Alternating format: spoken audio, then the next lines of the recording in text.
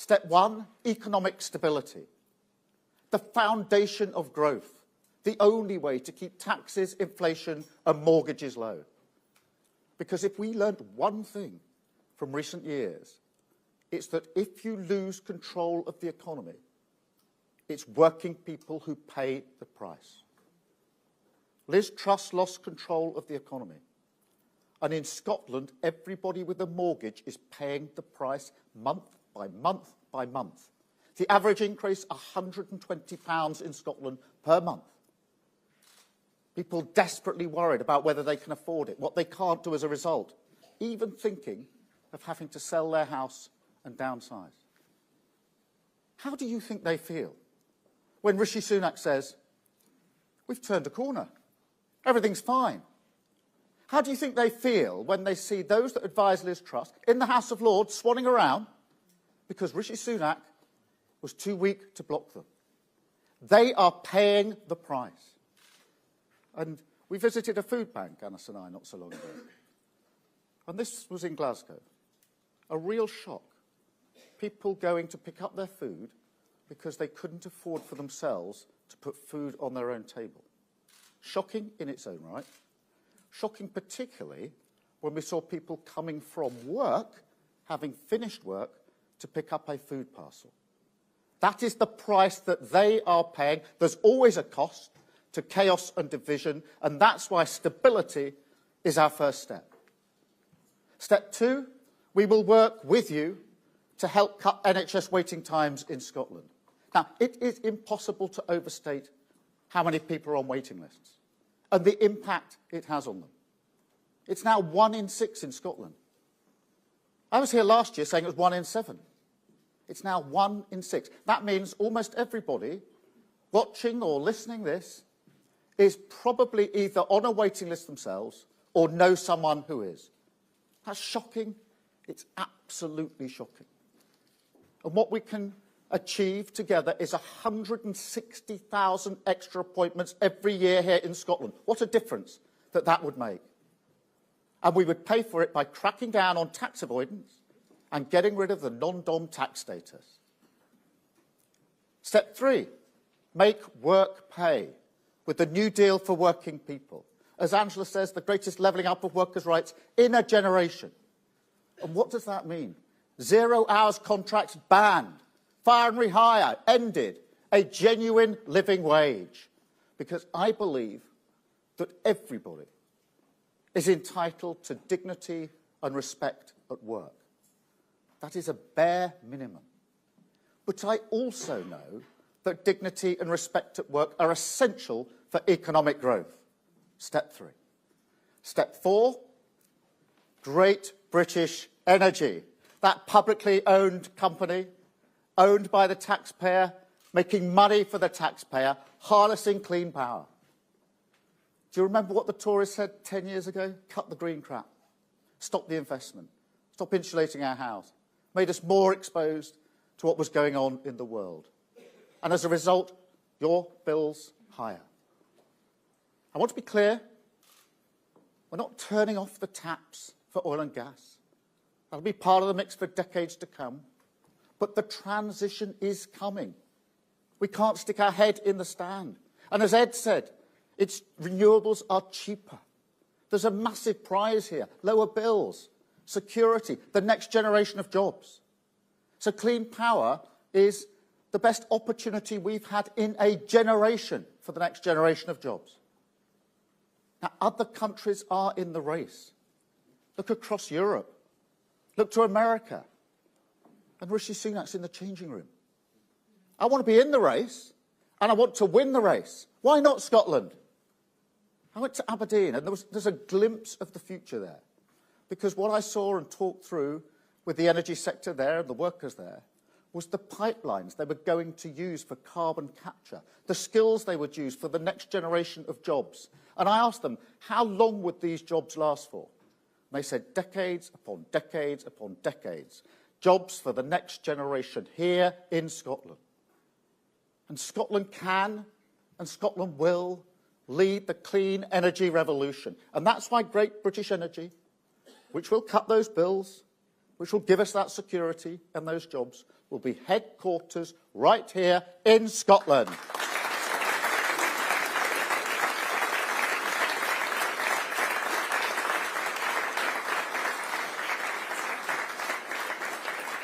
Step 5, maximising Scotland's influence on the world stage. I'll give you an example of that.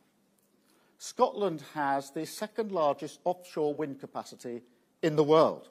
Second largest. Yet 3 times as many jobs are in Denmark. That's shocking. I went to Whiteley's wind farm. Some people have heard this story, but it really sticks with me. This is just outside of Glasgow. There's, I don't know, 200, 300 wind turbines there. Really huge bits of engineering and skill and design. And I went up and they were turning around, generating energy.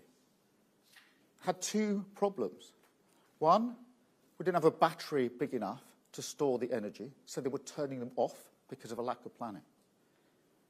Second, I asked a question. I said, how many of these incredible pieces of kit, this incredible manufacturing engineering, how many of them were built in Scotland? None. Not one. They were towed in from other countries. Not a single one was built here. We have to end that. We can change that. Floating offshore wind is the next generation. We can get ahead. Not only have floating offshore wind, but build it here in Scotland with manufacturing jobs, engineering, building on the skills that we have here. Promoting Scotland abroad, Scottish business abroad, boost exports, and attract investment needed for jobs here, good jobs, in Scotland. Step 6, jobs and opportunities for young people. Training people for the future, for the jobs and the work and the lives they're actually going to live. Make sure that young people can get the apprenticeships they need, whether in welding or anything else. Support first-time buyers. And work with Anas to create 50,000 Scottish jobs in clean energy. So this election is the chance. It's the chance for change, the chance for renewal, the chance for Scotland and Britain to go forward. A new generation of Scots on Labour government benches, working with me for Scotland and delivering for Scotland. And I believe Scotland can lead the way, lead the change, stop the chaos, turn the page, rebuild. Now make sure you take that chance. Make sure you vote Labour. Thank you. Thank you.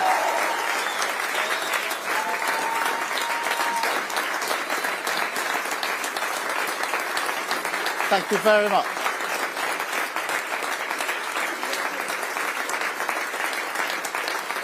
Thank you.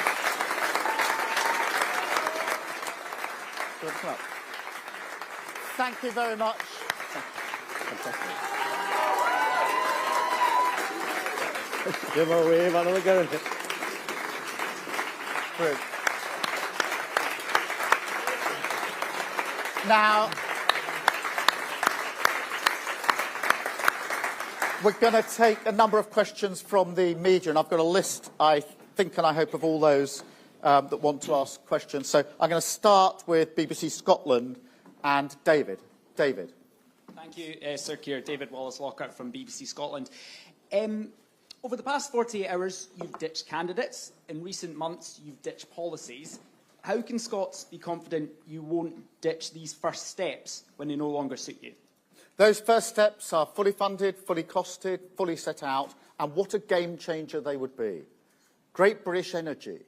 You saw Sir Patrick Vallance, who's gone through our plans, validated our plans. This is the man who advised the government during the pandemic, literally saved lives, and was one of the main drivers of the vaccine task force. He has said how credible this plan is, what a difference it would make. These are serious propositions about changing Scotland and changing Britain for the future. And I'm absolutely sure that they'll make a massive difference here across Scotland. Thank you very much.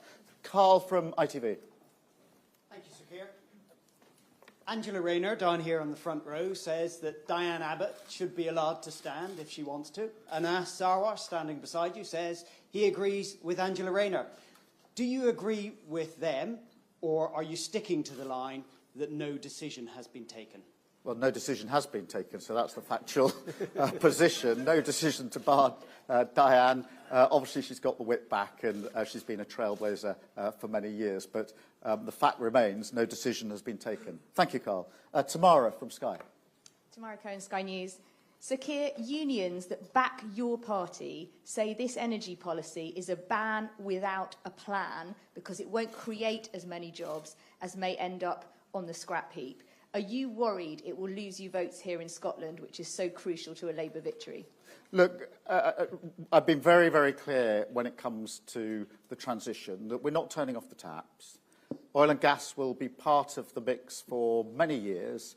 We're not revoking any licences. But a transition is coming. And when Ed and I went to Aberdeen with Anas just a few months ago to talk to the workforce, of course, to talk to the unions, to talk to the energy sector, everybody knows the transition is coming. Everybody's working towards that transition. The investment is already beginning in that transition. Thought is being given about that carbon capture and how the same skills and pipelines could be used. The worst thing we could do now is do what Rishi Sunak is doing and put our head in the sand and pretend it's not happening. And I'll tell you for why.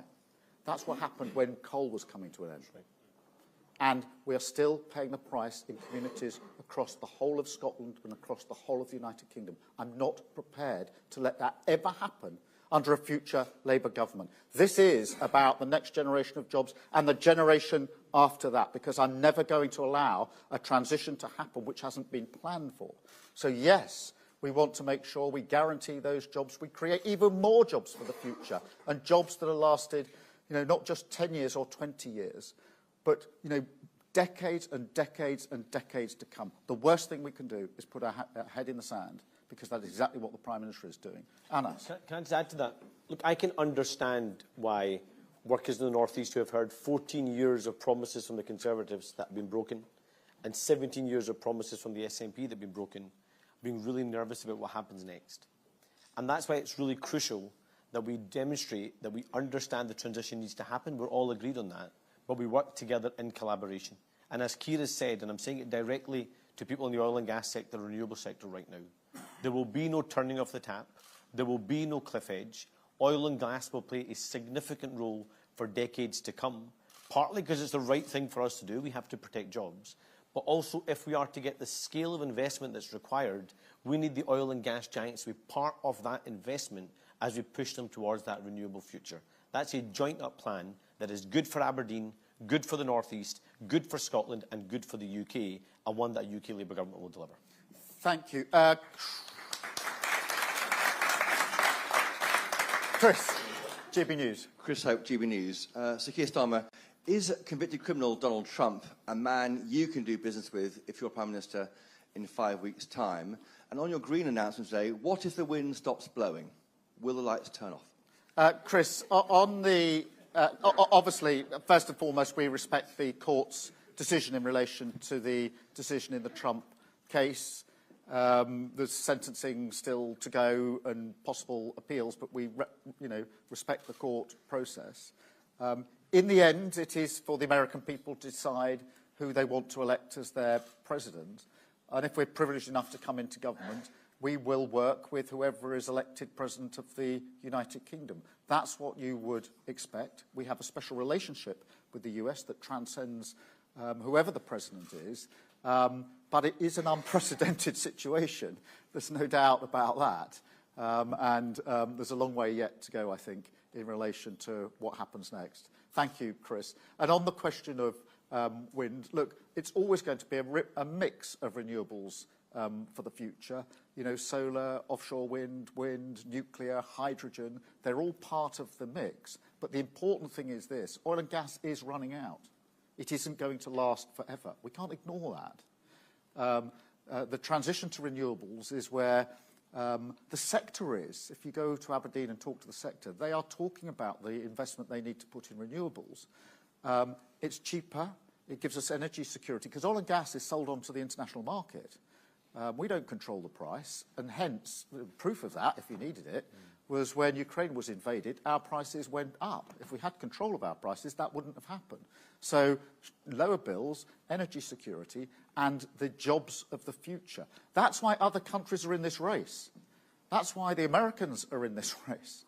I don't want us to sit this race out and then in 10 or 20 years regret it when all the jobs and the energy production is elsewhere and we haven't done it for ourselves. We have incredible resources, incredible sort of natural resources as well as skills. We need to take advantage of that.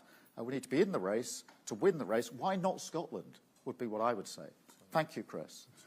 Ewan from STV. Thank you. Ewan Petrie, STV News. Sir Keir, you've guaranteed that your energy plans won't cost thousands of jobs in Scotland, as the sector predicts. How can you make that guarantee, and what is it based on? Well, the guarantee is based on the fact that we're not turning off the taps, we're not revoking the licences, and then oil and gas is part of the mix for decades to come. On top of that, there will be new jobs, tens of thousands of new jobs, created by the transition to renewable energy.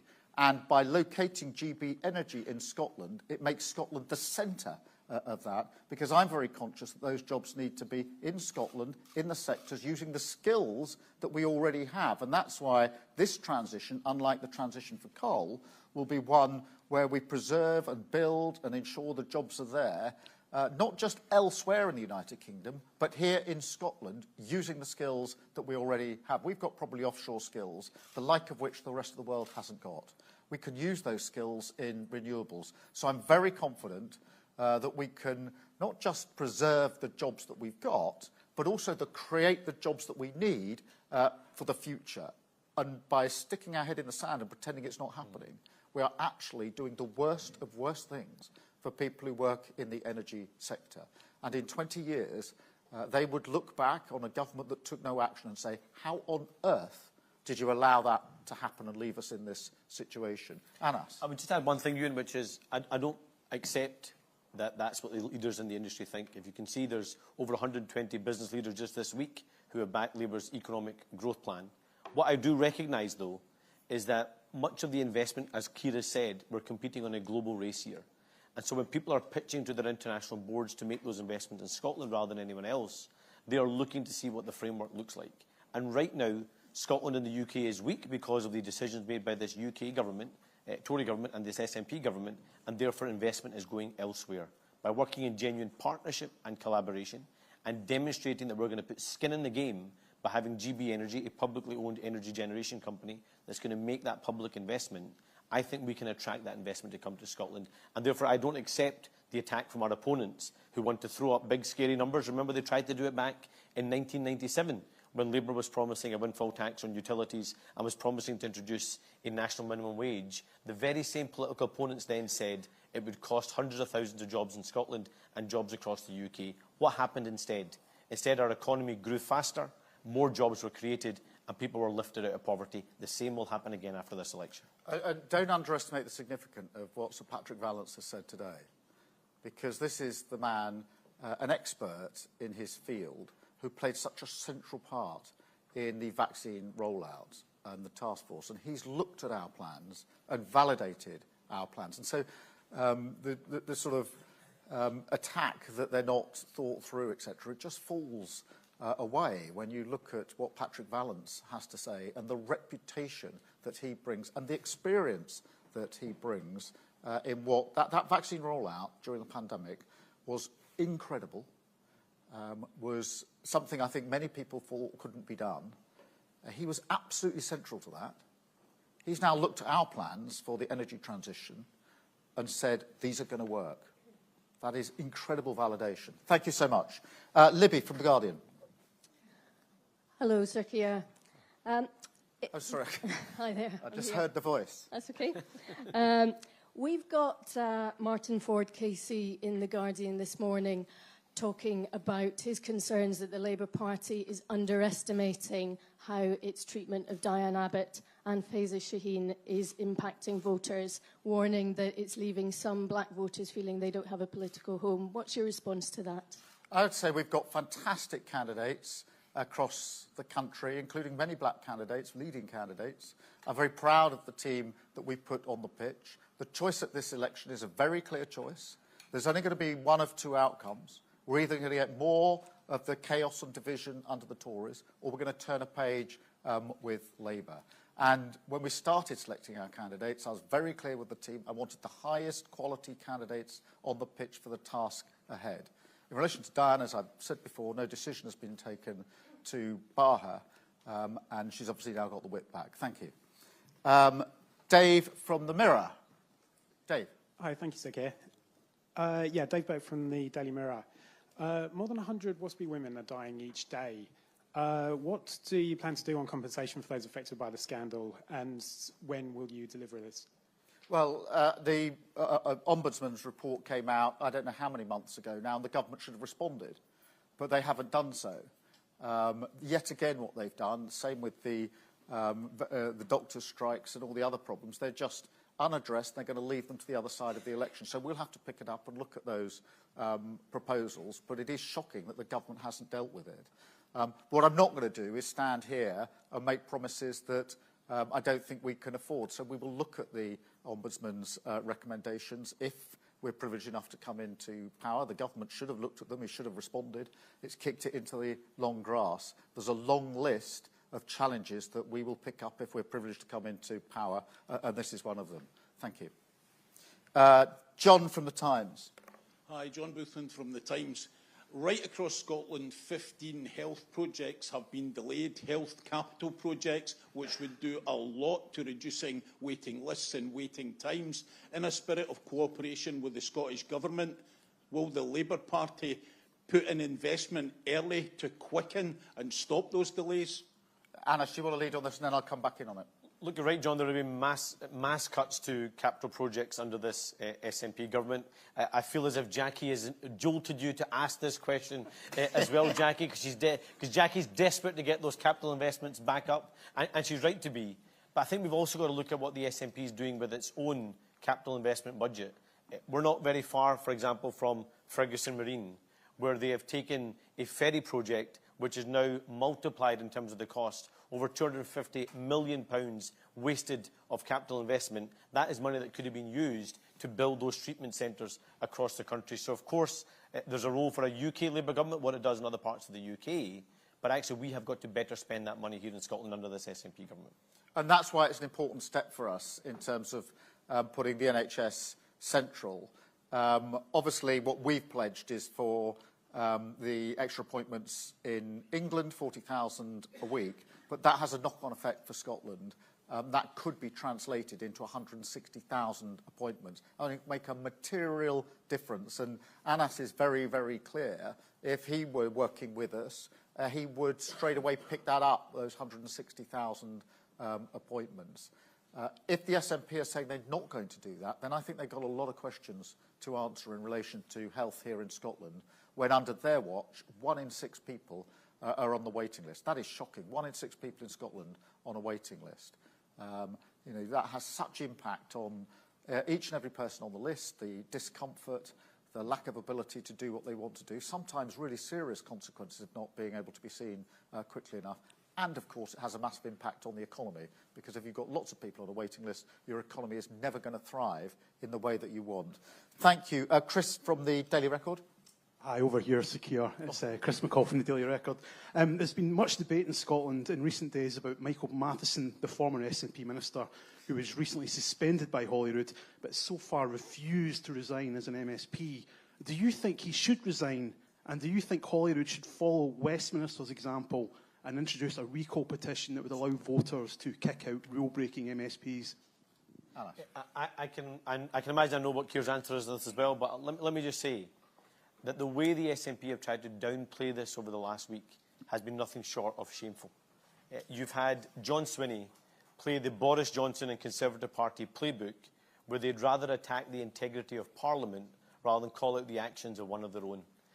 The actions that are in question here are not of individual members of a standards committee. The actions that should be in question is that we had a public figure who attempted to misuse £11,000 of public money, who lied to the public, lied to Parliament, lied to journalists, and actually also lied to the First Minister at the time, who then repeated the lie, even though he then was later told the truth. And rather than coming to Parliament and apologising for that behaviour and demanding that Michael Matheson step down, or at least introduce that petition of recall, John Swinney instead chose to to back one of his pals rather than do the right thing. And it's the perfect example of what we attack rightly the Tories for putting their party before they put their country. The exact same applies to John Swinney as well. This is a man that is putting his party before the country. And on the second part, absolutely we need a right to recall in Holyrood.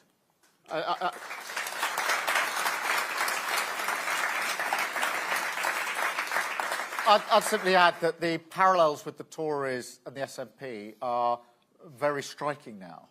You've got chaos and division, both in Westminster and with the SNP. You've got unelected leader after unelected leader in Westminster and with the SNP.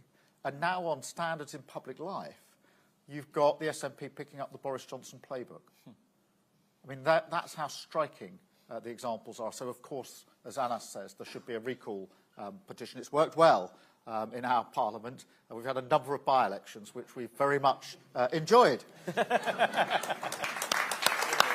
Including Michael's. We have Michael Shanks here. Chloe from the Eye. Thank you. Chloe Chaplin from the Eye newspaper. You said today you want to get working on Great British Energy within months. Can you be more specific and confirm to voters if it will be fully up and running within a year? And just on Diane Abbott, will she get a decision on her candidacy today?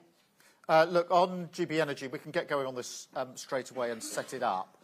We've got advanced plans to do so. And I know that without being complacent, we have to be ready to hit the ground running, prepared for government. So we will pick that up, we will run with it from day one, and we will certainly, after the first year, be in a position to show the real difference that it is capable of making. And that's why our plans are not going to be begun on day one of a Labour government. They're already begun. What I want them to do on day one of a Labour government is to be implemented. I mean, on Diane, I don't think there's much I can add to what I've said. No decision's been taken to bar her. She's got the whip back, and the NEC will take a decision. Thank you. Andrew from The Herald. Hi, Sir Keir. Andrew Lemon from The Herald. We've got the logo for Great British Energy. I think we've got the website being launched today as well, but we still don't know where it's going to be. Why are you not telling us where it's going to be? Is it because there's not really any votes for you to win in the North East at this election? Are you holding off to next year? Give Anas a wee boost for the Holyrood election? Look, I tell you, it will be in Scotland, that is for sure. That decision is taken. The website is up and running, which is, really important. I've been to Scotland, as I say, many, many times in the last couple of years. Almost everywhere I go in Scotland, I get the question from wherever I am to say, why shouldn't it be based here? But no decision has been taken. This morning, is he? We will take it. But the energy sector is obviously very important to Scotland, centred in Aberdeen. So that makes a powerful case. But we haven't decided. We will make a decision about it. But it will definitely be here in Scotland. That's a major, I think it's a sort of a down payment, I hope, on the way that we will work together with Scotland, because I think one of the damaging things of the last few years has been the conflict between the Westminster government and the government here in Scotland, trying to fight with each other, argue with each other, not being able to work together because both parties are putting their party first and not Scotland first. I want to change that. I want to make sure that actually the Westminster government and the Scottish government work together, delivering for Scotland.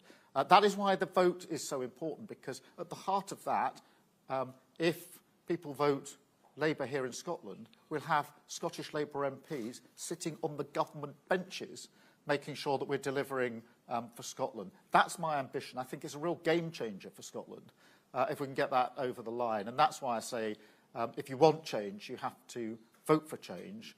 And this is a real chance at this election to do so. Thank you so much. David from The Scotsman. David. Thank you, David Ball from The Scotsman. Scotland's in the middle of a drugs death crisis. Inverclyde in particular has been very badly affected. Will you work with the Scottish Government and bring about some of those reforms that they've been calling for Westminster to provide for years, to treat the crisis more of a health emergency rather than to criminalise people? Can I just say, first of all, on that, David, absolutely this is a health emergency.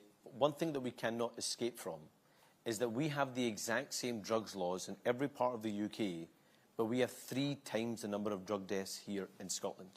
And frankly, I find it really shameful that the SNP want to use that emergency, where people are losing their lives every single day, as another grievance tool between Scotland and the UK. I'll tell you how we can address the drug death crisis. Of course, partly it's safe consumption, which is a pilot's happening already. But actually, we need to reverse the cuts to the alcohol and drug partnerships. We have to get more investment in the rehabilitation beds that have been promised by the SNP and not delivered. And we've got to make sure we're supporting those communities around, for example, family breakdown, those that have mental health crises, lack of access to employment, lack of access to adequate levels of housing, and we now have a housing emergency here in Scotland. So let's not turn this into a constitutional fight. Let's instead have government action to change people's lives so we can address that drugs emergency. So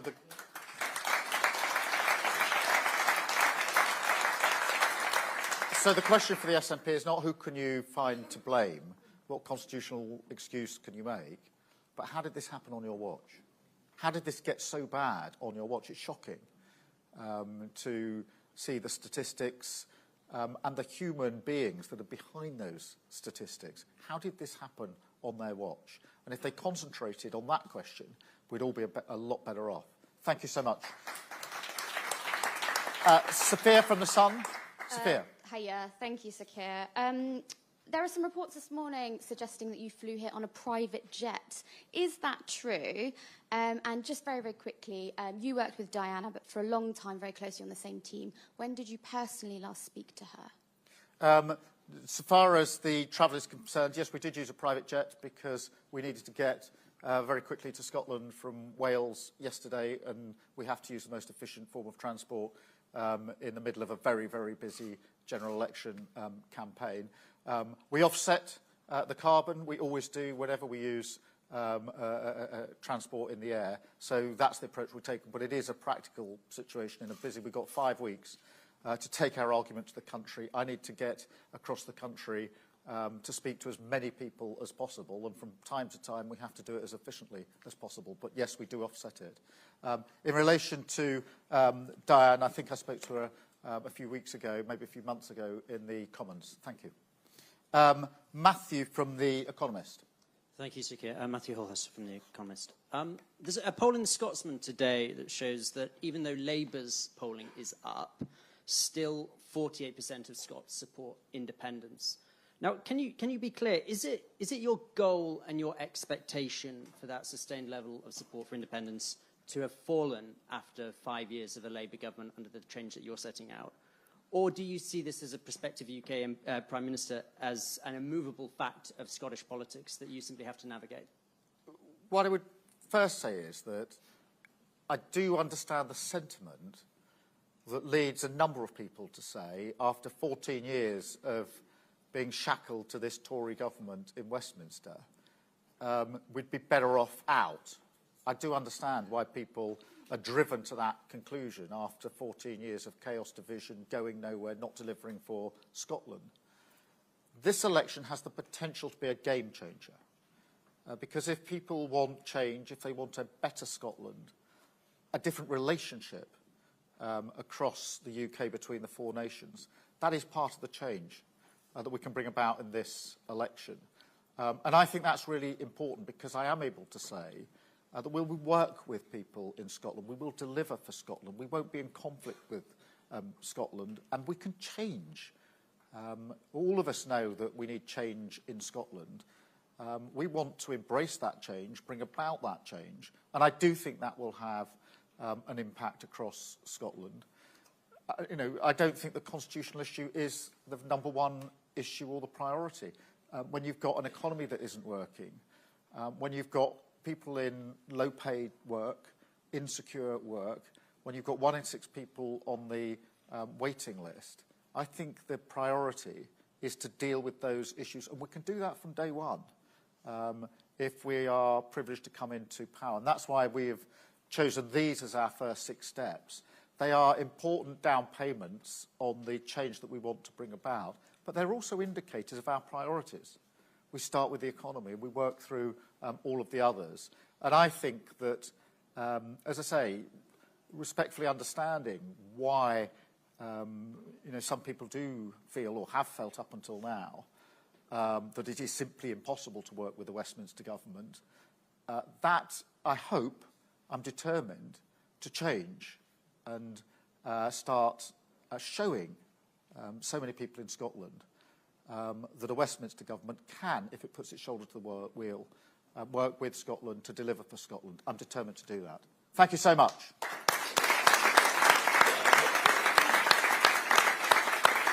Thank you all very much. Thank you for coming this morning. Really lovely to see you. Thank you for your warm welcome. Thank you.